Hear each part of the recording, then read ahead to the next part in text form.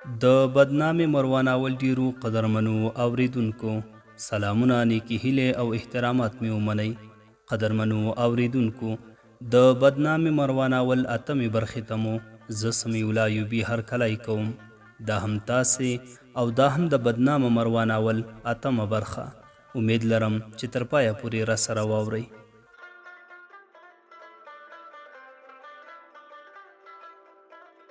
واتساپ ته مې پیغام راغلو، راخلاص مې کړو، نوم یې نه و. واتساپ نمبر نشناخته و، لیکلی و سلامونه او نیکې هیلې، الله دې وکړي اکبر جان اوسې، اشتباه مې نه وي کړي. په جواب کې مې ورته ولیکل وعلیکم سلام، مننه، نه اشتباه دې نه ده کړې، هو اکبر یم، په بخښنې سره تاسې مې ونه پېژندئ. راته ویې ویل چېرته یې؟ ما ورته وویل مزار کې یم، خو خپل اسم مبارک ته راته ونه ویلو. راته ویې ویل کور ته څه وخت ځې؟ ما ورته ویل نوم دې نه وایې؟ راته ویې ویل په قهر شوې؟ ما ورته ویل نه په قهر نه یم، خو اقلا دومره باید سړی پوه شي چې د چا سره په تماس کې یم. راته ویې ویل صحیح ده، نوم درته وایم، ولې ستا دې په خپله ځوانۍ یا د هغه چا په سر قسم وي چې تر ټولو ډېر درته ګران وي. که به مې بلاک کوې، واټساپ مې د موبایل د شمارې له مخې ډېر په خوارۍ پیدا کړی، صدف یم. قسم راچولو ته په کتو یې که څه هم ځان مې دومره راته مهم نه و، خو مور مې او ترڅنګ یې خویندې راباندې ګرانې وي. بلاک مې نه کړه، ولې د ځواب له ورکولو نه مې ډډه وکړه. د څو دقیقو په تېرېدو سره یې بل میسج وکړو. خلاصه تر څو آنلاین وم، 4 که 5 لوی متن لرونکي میسجونه یې نور هم وکړل، خو محتوا یې همغه پخوانیو د سیم کارت میسجونو ته ورته وه. په بېلابېل ډول وزر زاریو، قناعت آور او رضا کوونکو کلماتو راڅرخېده. که څه هم ټول مې ولوستل، چون په ځواب ورکولو مې بیا هم خوله پټه کړه. ګوګل ته راغلم، د اړتیا وړ معلومات مې ترې کاپي کړل، نور مې انټرنیټ بند کړو. راځم د صدف تر پیغام مخکینۍ خبرې ته مې تر څو هېرې شوې مې نه وي تکرار یې وایم. څنګه چې مې مخکې وویل، دا وړی مې هم د تیر کال په شان نیمه ورځ پوهنتون کې، نیمه ورځ د دواخانې په کولو سره تیر کړو. ان تر دې چې منی د امتحانونو له ورکولو څخه څه وخت وروسته نتایج اعلان شول. د 90% د نمرو په ترلاسه کولو سره بریالی شوی وم. پس له وختونو مې ډېره د خوشحالۍ ورځ وه. کور ته مې زنګ ووهلو، په مور او خویندو مې زیری وکړو. هغه هم ډېرې خوشحاله شوې. مور مې د خپل عادت سره سم له ډېرې خوشحالۍ په ژړا شوه. زړه کې مې په ډېر افسوس سره راتېره شوه. کاشکې مرواګۍ هم وای. پوهنتون ته مې د راکامیابېدو په ورځ څومره خوشحاله وه. قسم د اوس خو به یې له خوشحالیو بیخي هوا کړې وه. خو په هر حال د همصنفیانو او ملګرو سره مې وروستۍ خدای پاماني وکړه. د پوهنتون ټول چاپېریال خدای پامانۍ، خنداوې او ژړاوې وې. تقریبا 12 بجې وې، دواخانې ته راغلم. په ډاکټر مې زیری وکړو. واقعا ډاکټر هم ډېر خوشحاله شو. راته ویې ویل زیری دې هرومرو درکوم.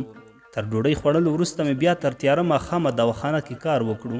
ماښام مې ډاکټر ته وویل ډاکټر صاحب، زه سهار وختي په خیر ځم، شاید بیا دې ونه وینم، غواړم خدای پاماني همدا اوس در سره وکړم. ډاکټر د ټوکې په انداز همغه د تیر کال خبره راته وکړه. څه کوې سړیه، مه ځه هاخوا جنګونه زیات دي، سبا به مړ یې. په مسکا مې ورته وویل توکل په خدای. بیا راته وویل راشه بله وکړه. ما ورته ویل څه؟ ډاکټر راته وویل دا موږ ته مخامخ شاهین علي تحصیلاتو مؤسسه په عالي کچه د ماسټرۍ زده کړې ورکوي. د بین الملل تاییدي هم لري. سند یې ټوله دنیا کې د باور وړ دی. رئیس زما ملګری دی. لومړی خو د بې له پیسه پرې شاملوم، ولې بیا هم که کم و زیات څه یې غوښتل زه یې ورکوم.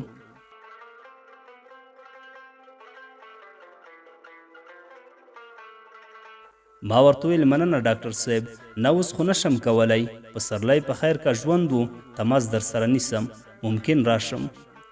ډاکټر راته ویل ښه سمه ده، پسرلی هم کیدلی شي. نور د ډاکټر سره غیږ په غیږ شوم. خدای پاماني مو وکړه. ترې روان شوم. 2-3 قدمه مې لا نه واخیستي چې له شانه یې غږ راپسې وکړو. ته صبر اوس د نږدې زیری رانه هیر و. میز کې د پیسو د دخل راوک راکش کړو. پیسې ترې راټولې کړې چې شمار یې کړي 14,900 افغانۍ وې. لومړی 10,000 ترې رابېلې کړې. راته ویې ویل دا دې زیری ښه خو نه پرې کېږي، اما یو برابر موبایل پرې واخله. پسې زیاته یې کړه داسې یو ناڅاپه دې د تلو خبره وکړه، که نه ما ویل چې زه به سم زیری درکوم. مننه مې ترې وکړه. بیا یې په لاس کې له پاتې 3,200 پیسو نه 2,000 راته ونیولې. راته ویې ویل دا د کرایه، که څه هم هر څو مې ورته وویل چې پیسې لرم، جیب ته مې لاس کړو. 3-4 زره روپۍ مې ورته راویستلې، خو ده یې په جدي انداز د راکولو ټینګار وکړو. د دې پیسو ترې اخیستلو وروسته یې له ورسره پاتې 1200 پیسو نه 200 نور راته ونیولې. راته ویې ویل په دې به په لاره کې ډوډۍ وخورې. د دې پیسو تر راخیستلو وروسته یې وروستی 1 زرګون راته ونیولو. زیاته یې کړه په دې به د کور لپاره له کابل نه لږ ترکاري مرکاري در سره واخلې. په داسې حال کې چې ښایي لاس یې زما لاس کې و، د چپ لاس په واسطه د اوږې له پاسه وټپولم. راته ویې ویل ځه نور مې په خدای سپارلی، همچنان ځوابیه مننه مې ترې وکړه. اتاق ته روان شوم. شپه مې اتاق کې وکړه. سهار وختي پاڅېدم. تر 14 لمانځه کولو وروسته د 304 موټرو اډې ته راغلم. یو موټر چې له اډې نه راوتلی و د عمومي سړک په څنډه ولاړ و. کلنډر یې ټیکټونه لاس کې نیولي وو. نارې یې وهلې کابل کابل 2 نفره کم دي. چې په ما یې سترګې ولګېدلې. راته ویې ویل کابل ته ځې؟ ورغلم. موټر ته له ختو سره سم کلنډر د ډریور تر شا چوکۍ ته اشاره راته وکړه. همدلته کېناستم. تقریبا د 10-12 دقیقو په تېرېدو سره سوارلي پوره شوه. د ډریور د ویلو مطابق په دستجمعي ډول مو د دعا کولو سره حرکت وکړو. ټوله ورځ په سفر تېره شوه. ماښام کور ته راورسېدم. د مور او خویندو په روغ او جوړ لیدلو مې خوشحاله شوم. همداسې دوی زما په لیدو خوښ شول. د مجلس په جریان کې مې د مروه پوښتنه هم ترې وکړه. مور مې راته وویل نه، د بیچاره تر اوسه هیڅ احوال نه دی معلوم. بیګا مې په خوب کې لیدله چې مړه وي. حویلۍ کې په برنډه په کټ کې ایښې وي. زه ورغلم. کفن مې له مخ نه واړولو. مسکی شونډې، ورین تندی لکه ویده ماشوم چې ملایکې خندوي. سپوږمۍ غوندې ځلېده. غونډه منډه پرته وه. ما ورته ویل توکل په خدای مورې، په خوب کې مړي ژوندي دي. الله ته څه سخته ده؟ کیدای شي یوه ورځ یې جوړه روغه را پیدا کړي، همداسې خوشحاله یې ووینې. مور مې راته وویل وایي کاشکې زویه، داسې مې یادېږي. نور یې ستونی را ډک شو. په ژړا شوه. خبرې ترې لاړې. په خپلو اوښکو وچولو شوه. ما مدینې ته مخ ور واړولو. د څو محرم کورنیو خبرو کولو وروسته مې ورسره د کلیوالو د چلند پوښتنه ترې وکړه. راغبرګه یې کړه همغه شان دي. موږ له کور نه بهر نه وځو او نه څوک راغلي.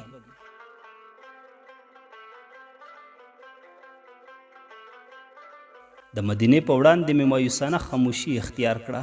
غږ مې ونه کړو. یوه لحظه وروسته فرشتې غږ را وکړو. لالا حمام کې مې اوبه درته یخي یخیږي، ورشه حمام دې وکړه. ورجګ شوم. حمام مې وکړو. جامې مې بدلې کړې. ماخوستن له ډوډۍ خوړلو وروسته مې مور راته وویل زویا ټلیفون کې مې نه درته ویل چې مسافر یې جګرخون کېږي. څو ورځې مخکې چې غزني کې هغه ستره چاودنه وشوه، زموږ د دوکانونو مخې ته شوې وه. 3 وړه دوکانونه مو یې ړنګ کړي. کاکا دې ورغلو. ویل یې بیخي د خاورو سره خاورې کړي وو. د دوکانونو په ځای پرته کوټ کوټ خاورو، نور هیڅ نه معلومېدل. چې خدای شي د مور په خبرو مې سخت خفه شوم، ځکه زموږ ټول عاید همدا دوکانونه وو. میاشت په میاشت به مې کرایه اخیستله. نیمې مې د کاکا او نیمې زموږ حق وو. له اقتصادي اړخه مو ژوند ښه خوندور روان وو. خو اوس شوي وو. مور ته مې د تسلیت په پار ور وګرځوله. خیر مورې مه خفه کېږه، پیلن خو دومره څه لرو چې ویې خورو. وروسته هم الله مهربانه دی. دغه دې اوس خو زه هم فارغ شوم. پسرلی په خیر کوشش کوم چې ودن در پیدا کړم، یوه مړۍ حلاله ډوډۍ لاسته راوړم. مور مې راته ویل ښه خیر اوسې زویه، زړه مې دې راته کیه کړو. زړه شوم که خدای زده څه بله، هغه پخوانی غټ زړه مې نشته چې خبره شوې یم. شپه ورځ همدا اندېښنه کوم. ما ورته ویل نه نه مورې، الله روزي رسان دی.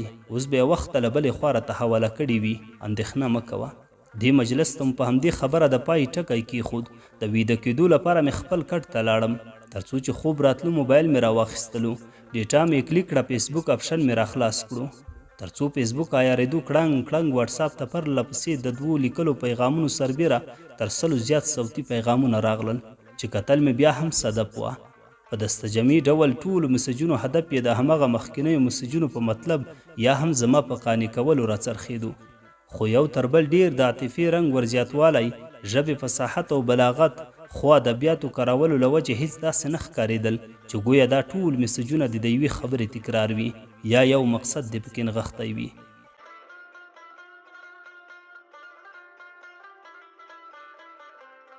خو په هر راز د مسجونو تر لوستلو او اورېدلو وروسته مې بیا هم په ځواب ورکولو د تیر په شان ځان غلی کړو.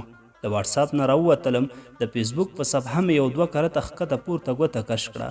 نور خوب راغلو. واپس مې ډیټا بنده کړه. ویده شوم. د سهار پر رسېدو مې خپلو کورنیو چارو ته ملا وتړله. لنډه دا چې 3م ژمی هم د تیرو ژمیو په څیر ګونګ تیر شو. د کلیوالو وضعیت همغه شان، حتی تر بدتر هم بې خونده و. ټول ژمي کې نه پوهېږم 3 که 4 ځله بهر ووتلم. هغه هم د زیاتې اړتیا له مخې. بناءً د پسرلي پر رسېدو سره په کلي کې جنګونو زور واخیست. په همدې اساس موږ خو نو هسې هم له کلي او کلیوالو نه زړه تورې او په توره تېښته وو. له همدې زرینې بهانې نه په استفاده زندګي مو ټوله تر شا کړه. کډه مو رابار کړه. کابل ته راغلو. کوټي سنګي کې مو د کلای واحد کوڅه کې د 15,000 افغانیو په مقابل کې یو کور په کرایه ونیولو. سر له سبا د یوې دندې پیدا کولو په لټه کې شوم. هرې دولتي ادارې او شخصي شرکتونو ته مې سیویګانې ورسولې. امتحانونه مې ورکړل. خو بدبختانه په نوموړو ادارو کې به د امتحان د نتایجو سربیره سیوي میوي هر څه ورک شول. لنډه دا چې میاشتې مې په دې منډو ترړو تېرې کړې. کومې پیسې مې چې درلودلې څه د کور کرایې یوړې څه مو وخوړلې. نور نو د بې خرڅۍ سره هم مخ شوم. تر لرې ساحو به پلي تلم و راتلم. خو بیا هم کوم مصروفیت مې پیدا نه کړو. د وخت په تېرېدو د دندې له پیدا کېدو بالکل ناامیده شوم. دنده پیدا کول زما غوندې بې پیسو او بې واسطې افرادو له سویې ډېر لوړ کار و. حتی نور ورپسې په ګرځېدو یې هم ځان راته بې عقل ښکارېدو. له دندې مندې تېر شوم. هېڅ مې ځان باسواده نه ګڼلو. وچ د شنو مزدوریو له طریقه د یوې مړۍ ډوډۍ پیدا کېدو په لټه کې شوم. لومړي قدم کې چې کراچۍ مو تیاره درلوده د دې لپاره مې په نجار د 800 افغانیو په بدل کې یو تخت جوړ کړو. له دې وروسته مارکیټ ته لاړم. په 2,500 افغانۍ مې 3 منه اوږه یعنې سیر واخیستله. 1000 افغانۍ مې په تله پاو چارکیو ورکړې. بس له نیمې ورځې مې په کار پیل وکړو. کوټي سنګي کې مې هاخوا دېخوا ګرځوله. تر مازدیګره مې 320 افغانۍ وپلورله چې حساب مې ورته وکړو 100 مزدوري راته پکې پاتې کېدله. نور نو ماښام مو 1.5 متر پراشوټي ټیکه مې واخیسته. له پاسه مې پرې کش کړه. کراچۍ مې یو سرای ته ننایستله. تر سهاره یې په ساتلو 20 روپۍ کرایه اخیستله. سرای لوی و. وړاندې تر یوه رپکي لاندې مې ودروله. شپه تېره شوه. سبا مو چې کتل سخت باران و. د کار کولو ورځ خو بالکل نه وه.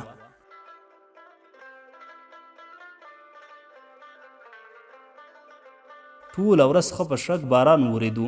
په دې بل سبا هم همداسې خلاصه پوره 4 ورځې باران دوام وکړو. په 5مه ورځ اسمان شین و. ښکلې تازه هوا وه. زه هم په ډېر طبیعت د خپلې کراچۍ او مزدورۍ په لور ور روان شوم. کراچۍ ته چې ورسېدم پرې خور پراشوټ یو قسم پورته ولاړ و لکه څه ژوندی شی پشکه مشکه چې ورنوتلی وي. چار چاپېره ترې راتاو شوم. سوری یا د پشکې د ورنوتلو لاره نه پکې ښکارېده. بالاخره پرې اخته شوم. ترې تاو تسمه مې خلاصه کړه چې پراشوټ مې تر پورته کړو. بو تک شین باغ ترې جوړ و.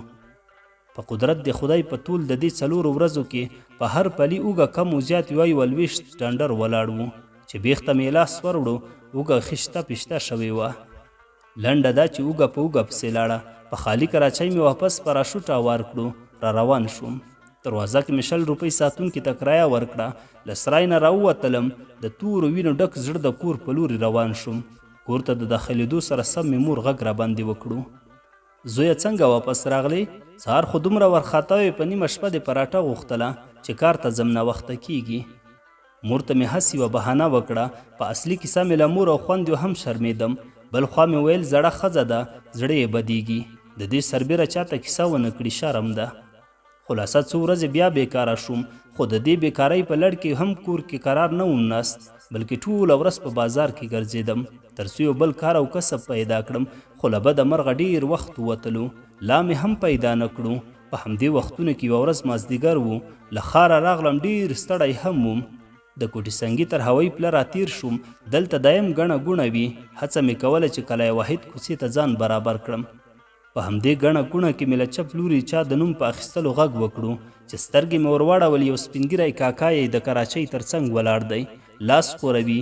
ورتاو شوم. دا هغه څوک و چې څه وخت مخکې مې د کراچۍ لپاره د تخت جوړولو مشوره ورسره کړې وه.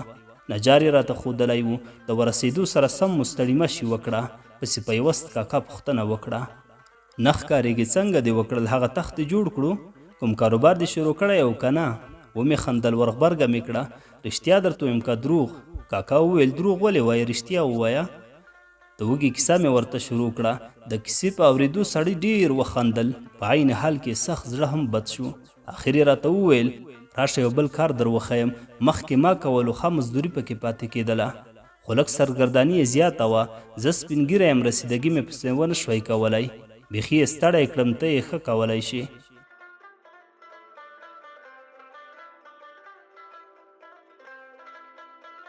ما ورته ویل څه کار؟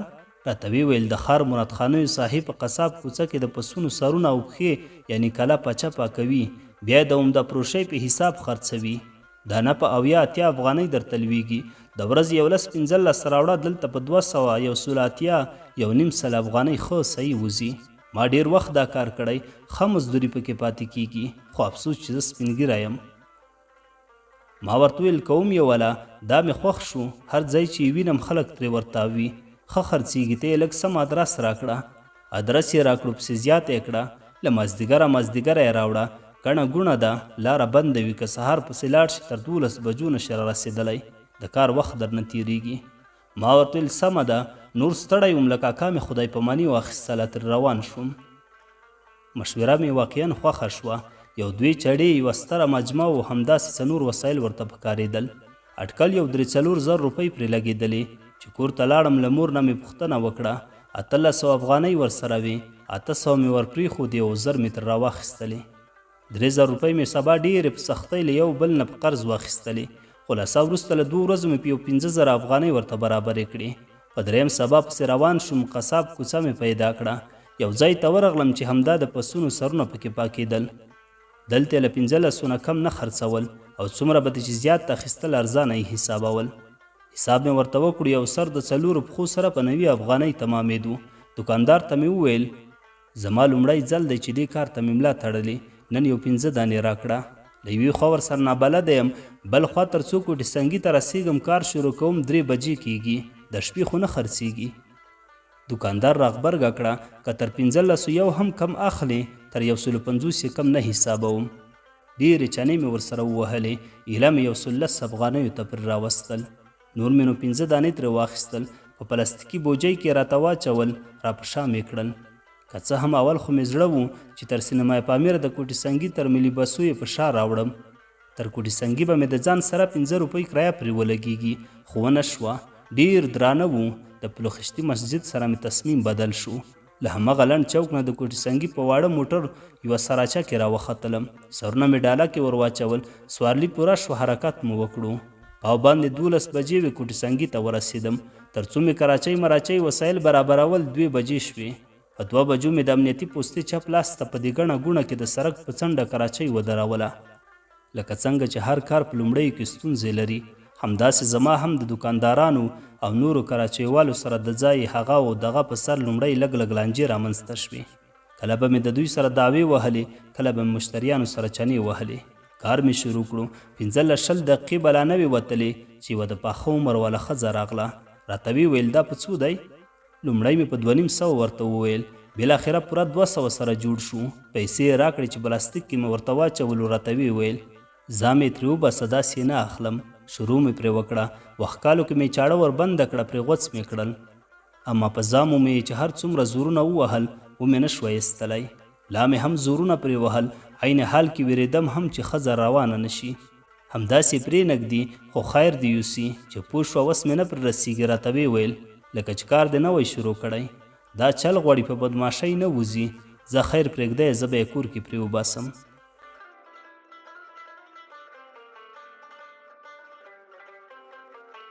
د خالاجانې خبره ملهم غوندې راولګېده. ورته مې ویل هو والا، نن مې اوله ورځ ده، نور یې تر ځامو ایستلو تېر شوم. زر مې پلاستیک کې ورته واچولو. خاله مې رخصت کړه. 2 دقیقې وروسته یو بل بایسکل والا راوګرځېدو. 200 افغانۍ په بدل کې مې یو دانه په دې خرڅ کړو. تر څو روانېدو یو بل پخته ساله چاغ سړی راتاو شو. په کندهارۍ لهجه یې راته وویل یا ځوانه په څو یې ورکوې؟ خبره یې سمه راته ښکاره نه شوه. توند مې ور وکتل. ورته مې ویل نوم یې یادوه څه شی؟ راته ویې ویل باران یې غېږې ځله. سرونو ته په لاس نیولو سره یې وویل دا شی په څو ورکوې؟ سړی بیا هم تر نظره ښه رانغلو. غوښتل مې چې هسې یې رنګ ورک شي. پر غبرګه مې کړه. دانه په 300. پرته له چنې وهلو یوه ته ګوته ونیوله. دا پلاستیک یې راته واچوه.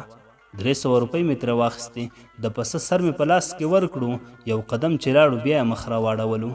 ځوانه هر وخت هم دلته درېږې؟ ځان مې پرې پوه نه کړو. هېڅ مې ونه ویل. نور ده هم غږ ونه کړو. روان شو. لنډه دا چې د کم وخت په تېرېدو سره مې یو بل هم خرڅ کړو. پاتې شو 1 دانه. دا هم په 180 او 190 څو کسانو رانغوښتلو. خو دا چې یو پاتې و ډاډه وم چې خرڅېږي. تر 200 مې چاته نه کمولو، اما خبره زما د فکر برعکس شوه. کرار بازار سوړ شو، د لمر وړانګې د اسمان لمنو ته شوې. نور نو زما سره هم چا بیه ونه کړه. که څه هم په مخکنیو مشتریانو د نه خرڅولو له وجې پښیمانه وم، خو بیا هم د مور مې ورسره جوړه وه. دا مې د هغې لپاره پلاستیک کې واچولو. کراچۍ مې سرای ته ننه ایستله. د پوره خوشحالۍ سره د کور په لور روان شوم. له یوې خوا نن چې نابلده وم، پس له نیمې ورځې مې 280 مزدوري وکړه. یو سر پاتې دی، په دې به د مور دعا واخلم. بل خوا له بیکارۍ خلاص شوم. ډېر خوندور کار مې پیدا کړو. دې نیمې ورځې ته په کتو که سهار له سره شروع شي 800 مزدوري ښه سمه جوړوي. زما د کور له خوراک او پوشاک رانیولې تر کرایه پر رسیدګي کوي. نو طبعا یوازې زه نه، بلکې چې هر څوک یې خوشحاله به وو. په همدې زرینو خیالونو کې کور ته ورسېدم. تر دروازه د ننوتلو سره سم اشپزخانې ته ور وګرځېدم. د پسه سر او پښې مې د داش په سر ور کېښودل. نور لاړم. د مور سره تر لیدو وروسته مې فرشتې ته غږ وکړو. فرشتې سخت ستړی وږی یم، ډوډۍ موډۍ څه ښایسته و که نه؟ فرشتې راته وویل هو لاله شته راوړم یې. فرشتې ډوډۍ راوړه. زر مې څو غټې ګولې ترې پورته کړې. یو ګیلاس چای مې هم پسې وڅښلو. جګ شوم، په منډه مې لمونځ وکړو. نور مستقیما بسترې ته لاړم، ویده شوم. فکر کړم د ستړیا تاثیر و چې مور مې غږ وکړو لکه 5 دقیقې چې وتلې وي. ولې چې سترګې مې رالوڅې کړې. سهار و. راپورته شوم، اودس او لمونځ مې وکړل. پس له لمانځه وختلم. بام ته د تلویزیون انتن خراب و. دا مې جوړ کړو. لنډه دا چې تر 2-3 بجو مې کور کې په هغه او دغه ځان غلط کړو. په 3 بجو بیا مخ د ښار په خوا د پسونو سره او پښو پسې روان شوم. ښار ته د رسېدو په لومړي قدم کې منډۍ ته لاړم. یو وړوکی تبر مې واخیستلو. نور همداسې د پلخشتي په پله ور ووتلم. د مراد خانوي قصاب کوڅې ته مې ځان سیخ کړو. پروني مشتري ته ورغلم. دا ځل مې 15 سرونه ترې واخیستل. 2 ورته پاتې شول. نور د ده سره هم نه وو. راته ویې ویل دا 2 نو څه کوم؟ دا هم در سره واخله. دا مې هم ترې واخیستل. ټولو 18 دانې شول. د هر یوه سره 4 پښې هم وې. په یوه بوجۍ کې نه ځایېدل، په 2 کې یې راته ځای کړل. دا ځل چې د کوټې سنګي تر استادګاه په شا راوړل ناشوني وو، د سړک له سره مې ټیکسي را وګرځوله. ډالۍ ته مې ور واچول. ماښام د اذانونو کړنګ و پړنګ و چې کوټې سنګي ته را ورسېدو. سرونه مې د سرای مخکې له ټیکسي ښکته کړل. چوکیدار ته مې وویل دې ته ګوره.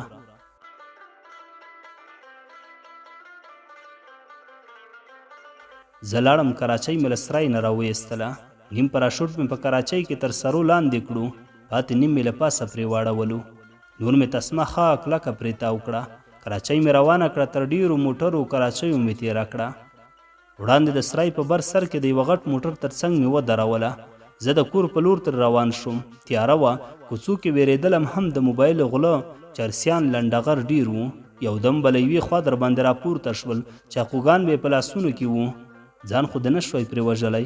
مجبور وي چې موبایل کومه پیسه مایسه د جیب کې وي ور یې کړي. خو خوشبختانه څه مې ونه لیدل. په خیر کور ته ورسېدم. بالاخره دا شپه هم تېره شوه. سهار وختي پاڅېدم. له لمانځه مخکې مې په مور د پراټې پخولو چیغې ګډې کړې. مور مې په مدینې حکم وکړو. بیا مې ورته وویل مدینه یې سمې نه شي پخولی، ته یې پخه کړه، د تا د لاسه مزه کوي. مور مې راته وویل د تا نه خو زه په سپین سر هم خلاصه نه شوم، سبا به دې ښځه هم وي ته به په ما پسې چیغې وهې. په همدې سره پسې جګه شوه. تر څو مې اودس او لمونځ کولو، لباس مې بدلولو، د پراټې بوی هم ولګېدو. اشپزخانې ته ور روان شوم. قریب پخه وه. 1-2 دقیقې نور هم ورته منتظر شوم تر څو سمه پخه شي. دا مې نوشي جان کړه. نور د کار په لور روان شوم. مور مې له شا اواز راپسې وکړو، زویا د ځان سره د ډېر پام کوه، د شپې مې داسې ګډ وډ خوبونه لیدل، خدای دې خیر کړي. ما ورته ویل بېغمه اوسه مورې، هېڅ خبره نشته.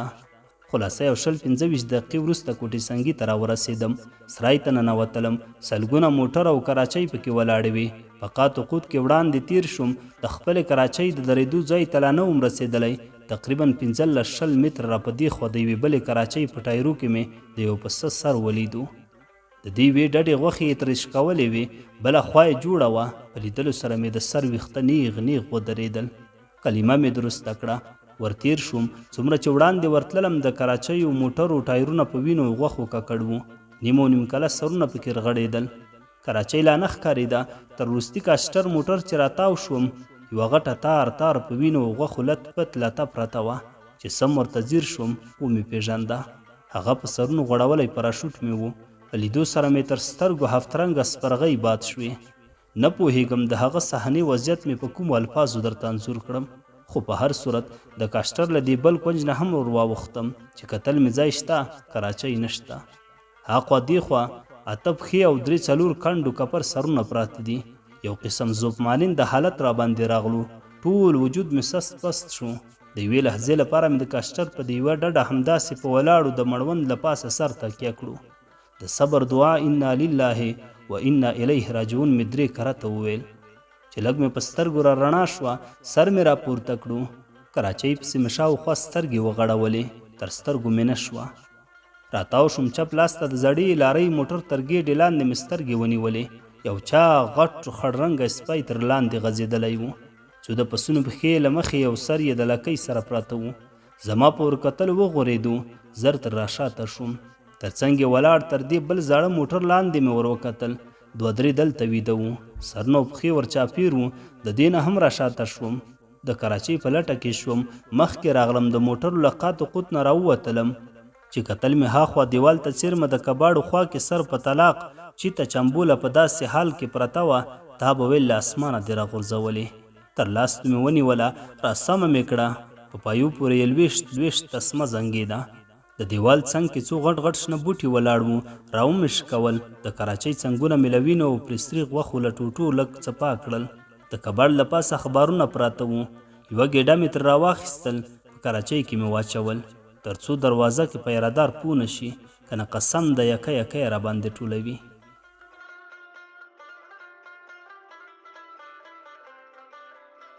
د بدنامې مروان اول ډیرو قدرمنو اوریدونکو، دا وه د بدنامې مروان اول 8مه برخه. تر بلې برخې پورې مو په لوی څښتن تعالی سپارم. ښاد و آباد اوسئ.